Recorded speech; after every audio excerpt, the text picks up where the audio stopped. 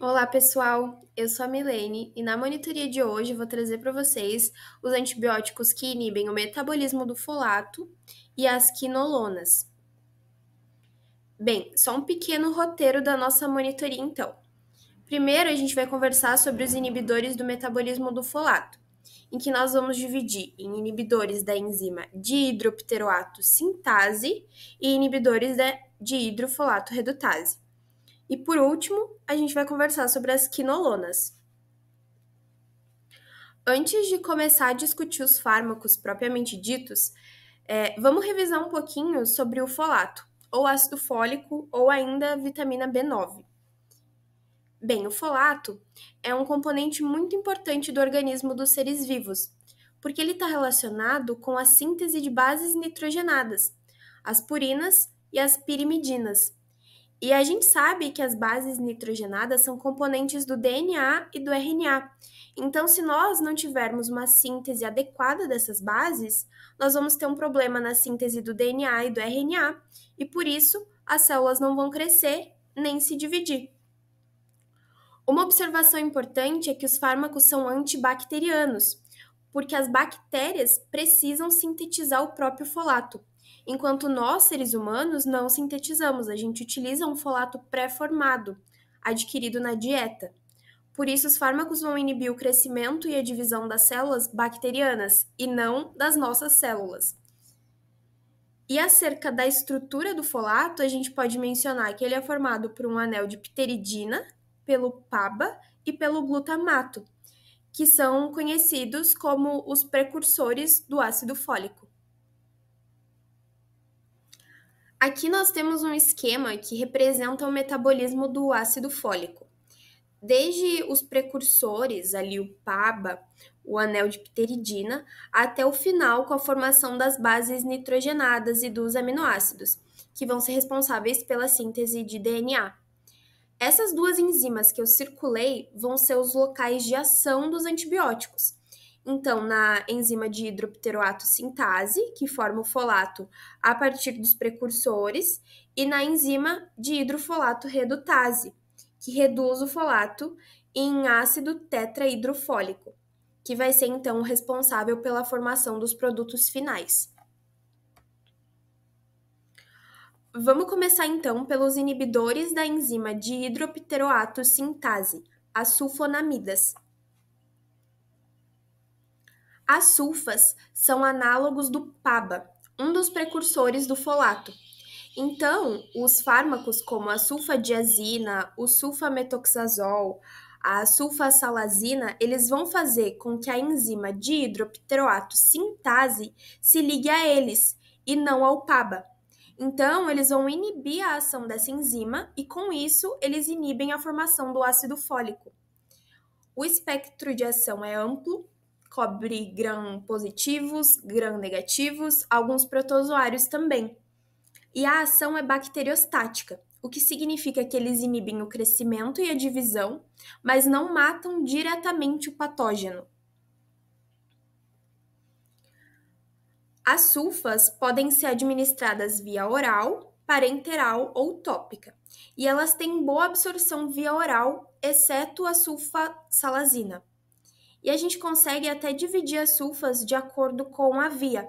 Por exemplo, tem as sulfas orais e absorvíveis, orais e não absorvíveis, e as sulfas de uso tópico.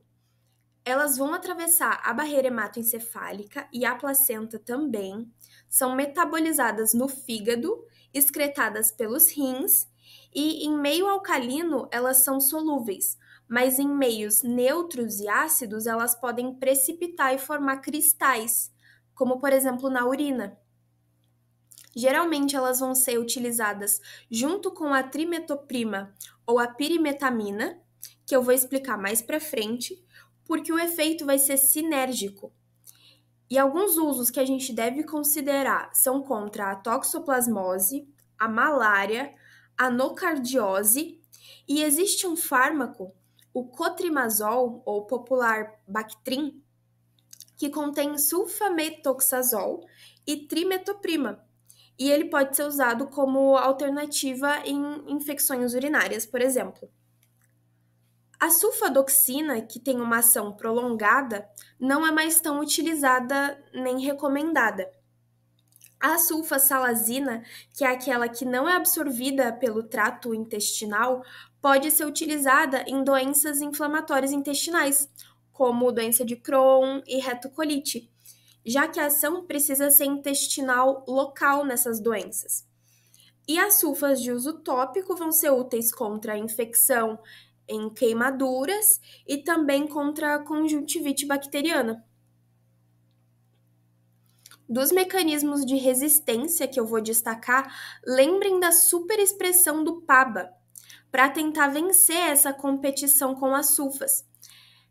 Também das mutações no sítio de ligação do PABA, que vão reduzir a afinidade das sulfas pela dihidropteroato sintase, e também da diminuição da concentração do fármaco na célula, seja diminuindo a entrada ou aumentando a saída.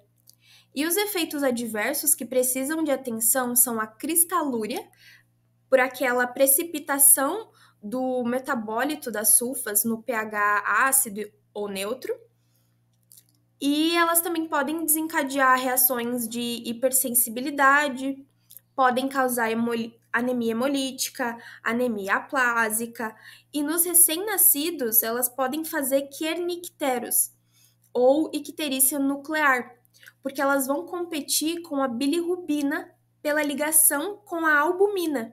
Então, pode acontecer esse acúmulo da bilirrubina indireta, inclusive no sistema nervoso. Agora a gente vai mudar para os inibidores de outra enzima, a dihidrofolato redutase.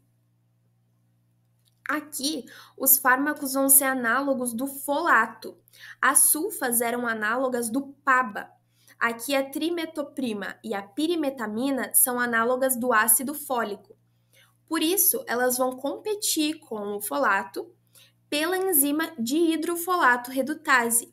E isso é o que bloqueia a síntese do ácido tetrahidrofólico e bloqueia também a formação das bases nitrogenadas e dos aminoácidos. Geralmente são utilizadas junto com as sulfas, porque uma potencializa o efeito da outra. E são bacteriostáticos, mas na associação com as sulfas podem ser bactericidas. A pirimetamina vai ser um pouco mais seletiva para a enzima dos protozoários, então ela está no tratamento da toxoplasmose e da malária, por exemplo. A trimetoprima vai ser administrada via oral ou endovenosa, vai atravessar a barreira hematoencefálica, também tem metabolização hepática e excreção renal. E ela isolada pode ser usada em algumas infecções urinárias, mas esse uso acaba sendo raro. É mais comum associar ela com uma sulfonamida, especialmente sulfametoxazol, que a gente tem então o Bactrim ou cotrimoxazol. Ele é bem eficaz em infecções urinárias, respiratórias, pneumonia por pneumocistis girovese, toxoplasmose, infecção por salmonela, também é eficaz contra Staphylo aureus. E é sempre positivo associar esses dois fármacos, porque, como eu já falei, eles têm um efeito sinérgico, eles vão se potencializar. Bem, acerca dos mecanismos de resistência, a gente tem que pensar no aumento da produção da enzima de hidrofolato redutase ou a produção dessa enzima com uma menor afinidade pelo fármaco. E ainda a redução da entrada ou aumento da saída do antibiótico da célula. E acerca dos efeitos colaterais, eles são semelhantes aos das sulfas. E, inclusive, a trimetoprima, ela pode potencializar os efeitos da sulfa, principalmente aqueles hematológicos. Então, anemia megaloblástica, leucopenia, granulocitopenia. E esses sintomas, eles vão ser piores em imunossuprimidos, como pacientes com AIDS, por exemplo. Daí pode ter febre, anemia e leucopenia mais graves. Agora vamos mudar a classe de antibiótico e vamos falar sobre as quinolonas. Esse quadro que eu coloquei aqui no slide, ele tá no slide da professora. E eu acho que ela pode cobrar alguma coisa aqui, no sentido de saber o espectro de cada geração. Então, a primeira geração é do ácido nalidíxico, que foi a primeira quinolona descoberta e também a que foi base para todas as outras. É uma quinolona não fluorada, então o espectro de ação dela é bem estreito. A gente diz que ela vai cobrir alguns patógenos gram-negativos em infecções urinárias. Já as de segunda geração vão cobrir bem mais bactérias gram-negativas, mas ainda tem um espectro estreito para as positivas. E a terceira geração vai cobrir muito bem tanto gram-negativo quanto positivo. Só para a gente não partir para os mecanismos de ação das quinolonas assim cru, eu vou destacar alguns pontos dos locais de ação desses fármacos. As bactérias são seres procariontes, ok. Elas não têm carioteca, não tem aquele envoltório nuclear. Então, o DNA, né, o material genético das bactérias, ele fica solto dentro da célula. Por isso é muito importante que ele seja muito bem espiralado, para que ele não fique completamente espalhado dentro da bactéria. Quando vai acontecer a replicação do DNA, para depois ter uma transcrição, uma tradução, o DNA precisa ser desenovelado.